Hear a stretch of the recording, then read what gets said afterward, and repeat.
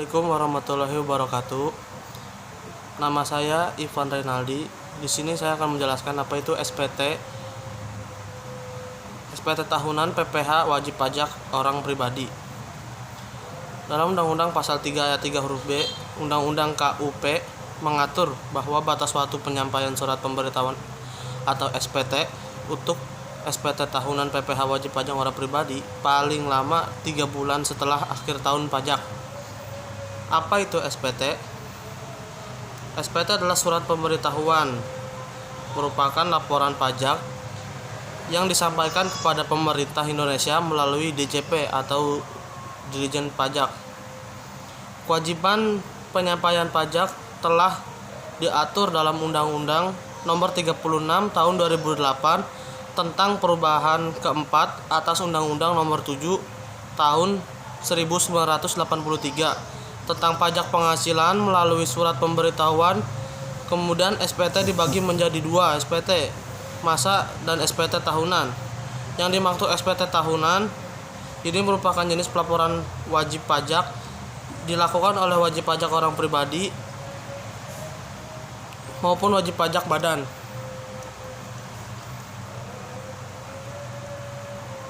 Kelengkapan SPT tahunan PPh wajib pajak orang pribadi. Fungsi SPT tahunan PPh wajib pajak orang pribadi adalah sarana untuk melaporkan dan mempertanggungjawabkan perhitungan jumlah pajak yang sebenarnya tertuang untuk melaporkan tentang yang pertama, pembayaran atau pelunasan pajak yang telah dilaksanakan sendiri dan atau melalui pemotongan pemungutan pihak lain dalam 1 tahun pajak atau bagian tahun pajak. Yang kedua, penghasilan yang merupakan objek pajak dan atau bukan objek pajak. Yang ketiga adalah harta dan kewajiban. Setiap wajib pajak mengisi SPT dengan benar, lengkap, dan jelas dalam bahasa Indonesia menggunakan huruf Latin, angka Arab, satuan mata uang rupiah, dan menandatangani serta menyampaikan ke kantor Direktorat Jenderal Pajak, tempat wajib pajak terdaftar, atau tempat lain yang ditetapkan oleh Direktur Jenderal Pajak. Yang dimaksud benar, lengkap, dan jelas mengisi surat pemberitahuan adalah yang pertama, benar-benar dalam perhitungan, termasuk benar dalam penerapan ketentuan peraturan perundang-undangan perpajakan dalam penulisan yang sesuai dengan keadaan yang sebenarnya.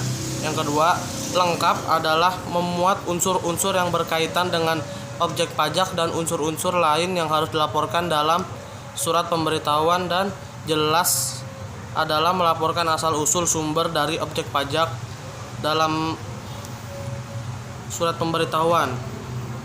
Berikut ini persiapan yang harus dilakukan oleh orang wajib pajak sebelum mengisi SPT tahunan. PPh orang pribadi menggunakan norma perhitungan neto.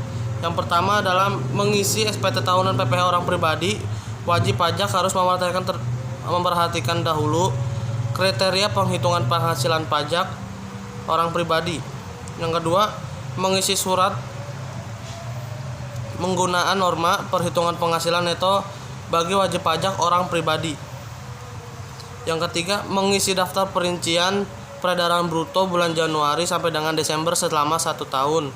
Sebagai pendukung dari daftar perincian peredaran bruto tersebut antara lain A. Buku catatan peredaran bruto yang bersumber dari bukti penjualan atau pendapatan yang diterima wajib pajak orang pribadi untuk setiap hari selama 1 tahun.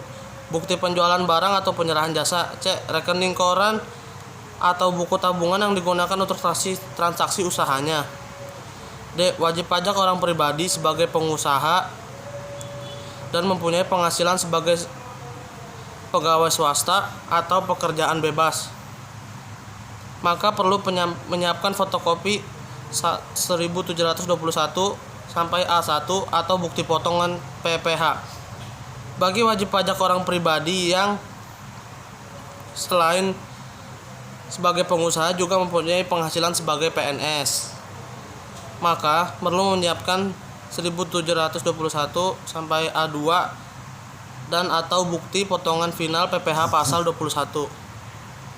Yang keempat, menyiapkan data pendapatan lain apabila terdapat pendapatan lain. Yang kelima, menyiapkan bukti pembayaran PPh pasal 25 masa bulan sampai dengan Desember dan atau bukti pembayaran atas STP. Yang keenam, menyiapkan bukti pembayaran atas PPh pasal 4 ayat 2 PP 46 tahun 2013 dan PP 23 tahun 2018 masa bulan Januari sampai dengan bulan Desember dan atau bukti pembayaran atas STP. Yang ketujuh, serta menyiapkan SPT tahunan PPh orang pribadi 1770 tahun sebelumnya. Yang ke-8, melakukan analisa seperti membandingkan peredaran bruto atau penjualan di buku catatan dengan dasar pengenaan pajak yang terdapat di SPT masa Januari sampai dengan Desember. Perbandingan tersebut dilakukan untuk memenuhi apakah ada selisih atau tidak. Selain itu, wajib pajak juga melakukan analisis untuk meneliti kembali semua data.